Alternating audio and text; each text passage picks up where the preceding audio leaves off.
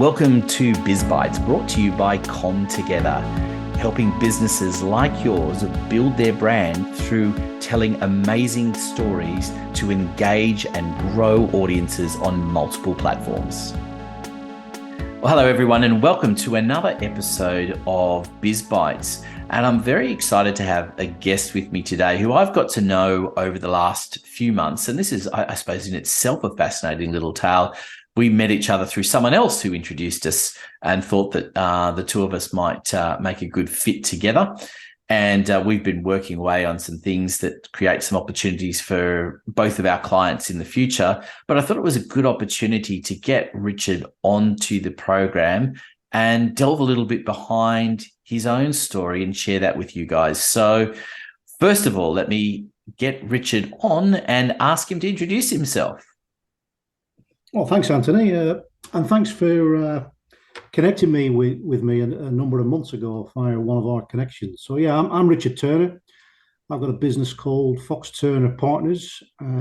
We're a management consultancy organisation specialising in helping clients increase their sales capability, sales strategy, and ultimately get more from their existing clients and increase their the profitability. So yeah, that's who I am, and that's what we do. You and I have had a few conversations, so I love what you do, and it's a really personable approach that you take, isn't it? This is you getting your hands dirty and working with clients from the ground up. Oh, absolutely, yeah. I mean, the secret is when we start to work with a client, it's truly immersing ourselves in their business, understanding their, first of all, themselves. Because a lot of small to medium sized businesses, and predominantly I work with business owners and the sales teams, business owners get stuck, I call it get stuck in the moment, because they wear far too many hats.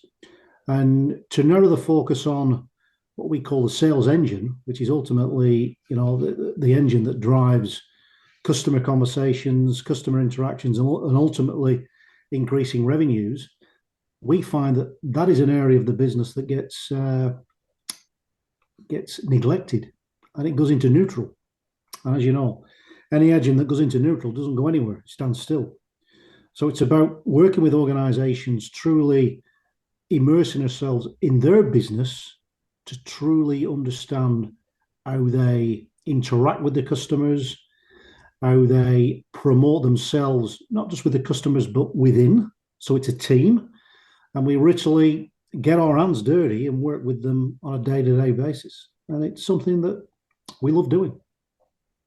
Yeah, and I want to delve into that background and things, but just one of the things that I wanted to just touch on at this point was really that whole idea of that sales engine, which, as you and I have spoken about in the past, and people that know me will know that marketing and sales fit so beautifully together, but often those lines are very blurred for people, that they don't see the difference between sales and marketing. They tend to say them together. I find it even fascinating that people say sales first and marketing, when really the marketing has to happen first.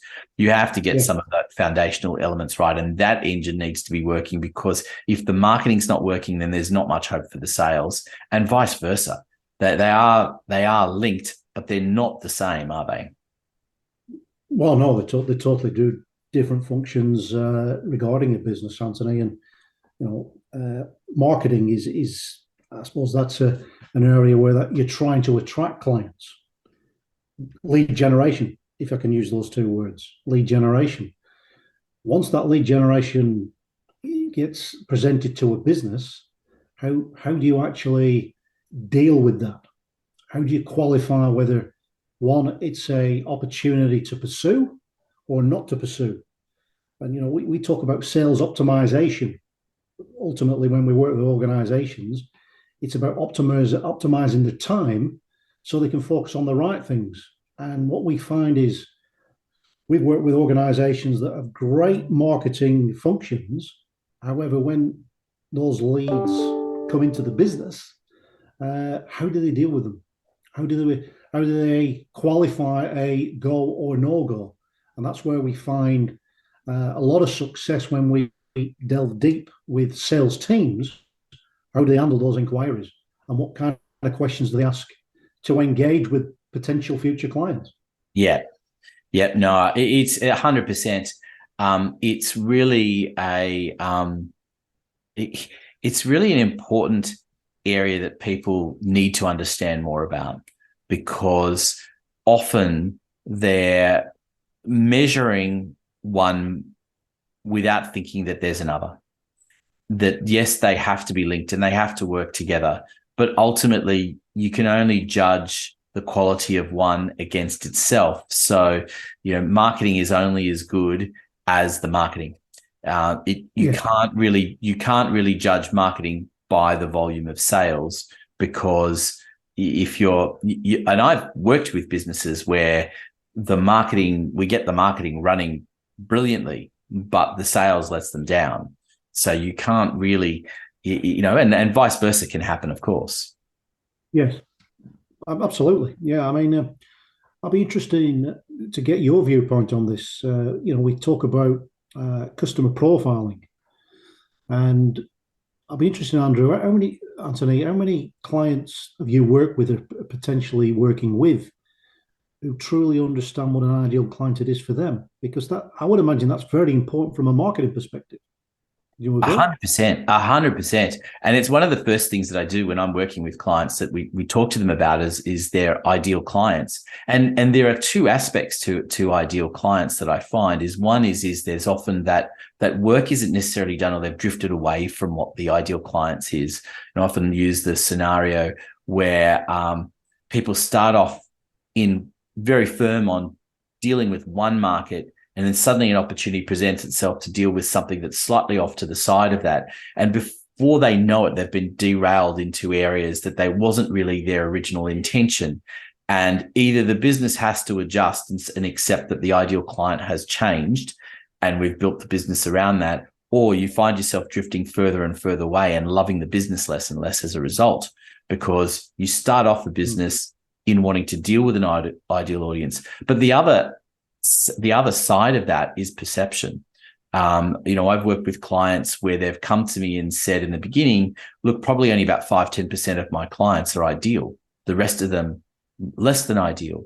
And when we actually have delved into the way they think about their brand and their messaging, it's more about, can we make some adjustments to the products or services that they're offering to change the way you think about those current clients to now being a version of an ideal client? And the answer is you can. Of course, it depends on the nature of the business, but I'm thinking of one client in particular where we completely changed that perception, and it actually didn't cost them anything additional to change that. The things that they added, even at the lower end of clients who they think, we're not ideal at all, actually the little things that they could add in were things that they were already doing. They just hadn't labeled them and really thought of them as part of the service. And when they focused on that, it changed their perception of how they dealt with that particular product, and made them fit into a version of an ideal client that they were thinking was lagging before. So a lot has to do with attitude as well, but that then, of course, flows into your area. Yeah, that's right. Yeah, and what we find is from a marketing perspective, and we work with some interesting organisations where Google Ads, LinkedIn, and they invest all this money into driving lead gen. And one area that sometimes gets neglected is the sales engine, because they're so focused on lead generation, not lead conversion, which is two totally different things. Yeah, absolutely. It's such an important area, isn't it? Because it's one thing if you're having lots of conversations and suddenly you realize, well, I'm having the conversations, but they're not converting. So there's one of two things that are the problem there. Either the sales engine is not working right, or that the people that you're bringing in the first place are the wrong people. And so it is important to keep an eye on those things pretty constantly and review them regularly. Yeah, Yeah, I mean, there's an old adage, you can't manage what you can't measure, and a lot of work that we do with clients is measuring uh, the aspects of the sales funnel, from lead generation to qualification to understanding the needs for that particular client, how they're going to address those needs, and what, in terms of qualifying a step by step methodology, you've got to truly understand how customers also purchase. We call it the customer buying journey. And if you're not aligned, if a sales team is not aligned truly to that customer buying journey, well, it's not about the customer, it's about them. Mm. And that's something that we come across very often, where how does this customer want to be engaged? How do they want us to work with them? And sometimes those things get missed, and that's what can cause potential opportunities getting out of the funnel and not converting into profitability. Absolutely. I wanted to take a step back a little bit, because I know a little bit about this and I wanted to be able to share it with the audience. Tell me a little bit about, the earlier vision, where you started your career and how you got to here, because obviously we can detect from your accent that you're not born and bred in Australia. So tell me a little bit about Richard's journey from how you got here, and even from the career point of view, where it sort of started to get you into this path. Thanks, Anthony, and a great question. And I'm not going to share my full life story, but I will try and condense it into the last probably 25 years. By trade, I was a furniture polisher. So I used to polish furniture in my younger days. And I came to Australia quite a number of years ago, backpacking. And I fell in love with the country, and it became a burning desire to actually live over here and bring my family over. And thankfully, my wife supported that journey. Otherwise, I don't think I'd be here. But anyway, yeah, we arrived in Australia in 1998 from Manchester, the north of England. And from the day one when we arrived here, I saw this as an opportunity to reinvent myself. So I actually started my sales career in Australia. So I'll set the scene with you. We arrived in Brisbane on a hot November day. I decided to take a couple of weeks out and start looking for opportunities in sales. And I actually started my career in January 1999. And when I started sales, I thought, well, if I'm going to do this, I'd like to become very, very good at it. So it became a burning desire to constantly evolve new skills, new sales techniques, and it became a passion of mine to become if I can use the words, a sales professional. So over the last 25 years and now, I'm still always the learner, trying to evolve my skills so I can add more value to my clients. So predominantly in my sales career, it was mainly around technology. I worked for probably one of the largest brands in Australia for 15 years. And it was in 2010 where I found my true passion, and that was sales coaching. So I started my sales coaching career at a very large corporate organization in technology. And it was in 2018 where I decided that I got quite tired of the corporate life. So I decided to start my own organization, which is Fox Turner Partners. And that is all around making a difference with individuals, teams, and organizations. And that is a journey in itself, because the learning and the adaptability of increasing sales capability and changing behaviors, I've got to be honest with you, Anthony, it doesn't happen overnight. So it is a journey. It's not just an investment from a resource perspective from an organization, it's also time. So when we talk about how we can make a difference, it also comes back to the customer, of how important it is for them to make a difference for their teams, individuals so they can create better experiences with the customers. So it is ongoing. It's something I'm very passionate about, and it's something that I truly believe in. And it's about investing time and resources into developing people. So that's my journey. And it's really interesting to me because that decision to make to come to Australia and to make a difference to to yours and your family's life, that's what you're trying to do in business, right? As well as that it's not necessarily about moving countries, but you've taken the learnings from that and that passion that's driven you to do that. Because anyone that's done that knows how significant and huge that is. Because you're often leaving safe infrastructure and friends and family behind and all sorts of known things. So to come and do that, is a journey within itself. And it's obviously the learnings from that you're taking with you into what you're doing.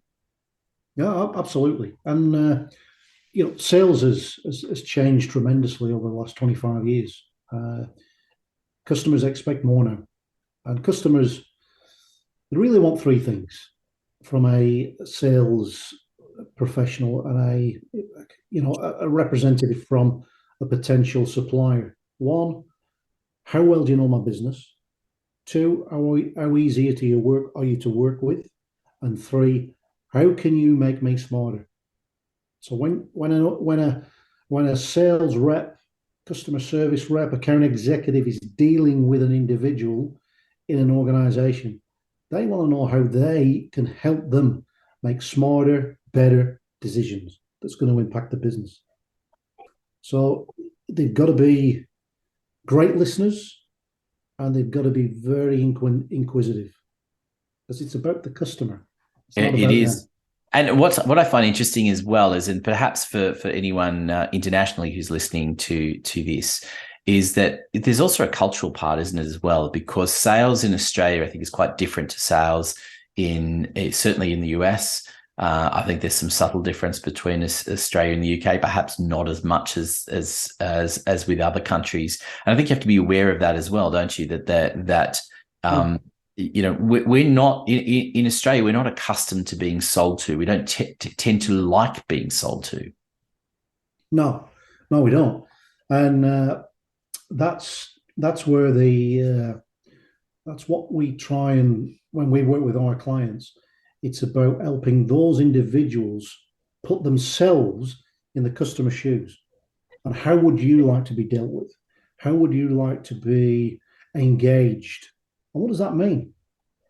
And what we find is when you are asking better questions about their business, about their industry, about their markets, and creating and getting some insights of what they do and sharing those insights, that's when customers get a feeling that this person who's trying to help them is invested in them, not themselves. Yeah, I find that so. Sense? Yeah, absolutely. I think it's so interesting and how it's evolved even more in this day and age. And I think particularly now when there was this, been this rush in the last few years on purchasing things online. And so in some respects you think, well, the sales process has gone out the window because everyone just wants to choose stuff. But in themselves. But in fact, people are looking for that service. It's not like retailers have shut down. You're still going into the retailers to get that direction and to get that human interaction and understanding of what it is. We had a really interesting experience a couple of months ago when in setting up a new house. So we needed everything. We needed your fridge, your TV, your microwave, all of that kind of usual stuff. And we went into a retailer who actually initially said, well, I hear what you want in the circumstance. Actually, why don't you just go and buy this in another place? Like he was working on commission and he was actually sending us somewhere else. And then we actually, but he listened to us and we talked through, and he actually did buy we actually ended up buying a whole lot of stuff through him. But it was really interesting in that approach that he was very, very open to saying, well, we may not be the right people for you. And not being, just led by that ideal of seeing the sales coming through. and it definitely Yeah. endeared us to him and his approach. And I think that whole idea of listening and the way sales is evolving, and it is evolving, is something that people have to pay more attention to. Oh, that's right. And now, and today, Anthony, in terms of, if you just want to talk about technology, uh, when companies are investing in technology, depending on the size of the investment, it's very common now where we see multiple decision makers across that decision, where it's about reducing risk, and it's about the individuals of the companies sharing their insights, their information, and now it's a bit more collective. So now the salesperson that's dealing with maybe 3, 4, 5, sometimes 6 different people in an organization, they've got to adapt very, very quickly to each of those individuals to ensure that they're aligned with the thinking and everybody's talking from the same hymn sheet. Because if something's missing and there's multiple decision makers involved, and you don't know all those individuals intimately, well, the chances of getting that sale across the line is certainly at risk. And we're seeing that a lot more now, especially in today's economic environment where risk aversion is increasing, customers slowing down on their decision-making process, and they want to see value in every interaction, every interaction. We could talk about this for a long time, but there's a couple of questions that I just wanted to finish up with asking you. Yeah. And one is that I wanted to go back to that leap that you made from furniture polisher to living here and getting into sales. You came out and you could choose just about anything really to get into, but why sales? I mean, you clearly are passionate about it. I think anyone that's been listening for this to this episode will hear that. But what got you in? What made you want to go into sales? Because most people do tend to avoid it like the plague. Well, it's a great question, Anthony. The best way I can answer that is when myself and my wife and my son arrived in Australia. I'll talk about myself first of all. I was totally out of my comfort zone. So it couldn't get any spiritually, financially, mentally. We couldn't go any lower.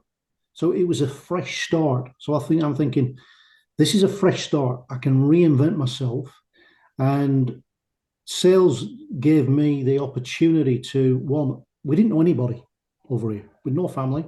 So it gave me the opportunity to meet people, to network with people. And some of these people that I started engaging 25 years ago, I still talk to.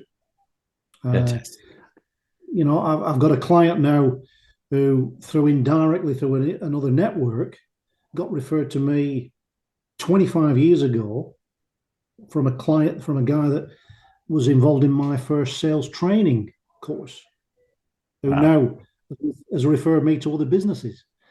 So it was about passion. It was about reinventing myself and getting out totally out of my comfort zone. Totally out of my comfort zone. Fantastic. I love it. I love your story, Richard. And again, we could keep digging deeper and talking more. And I invite people to have that opportunity with you. I just want to finish up with a question that I like to ask my guests. When clients come to work with you after a little while, they have an aha moment.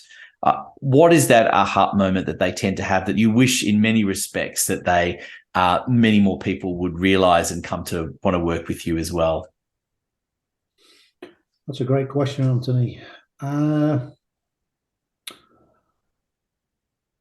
think most clients have ha-ha moments, but one that particularly sticks out is all around sales planning and optimization of the time. Because what we find is when we start working with organizations, they may have a sales methodology, they may have a sales process, they may have a sales framework, but it's how do they maximize the time that they've got available to focus on the right things that's going to drive profitable growth.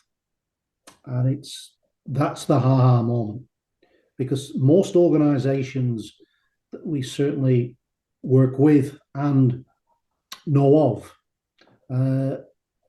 are in a whirlwind, because they're focusing on the shiny object first of all, and they're trying to convert that, where they don't.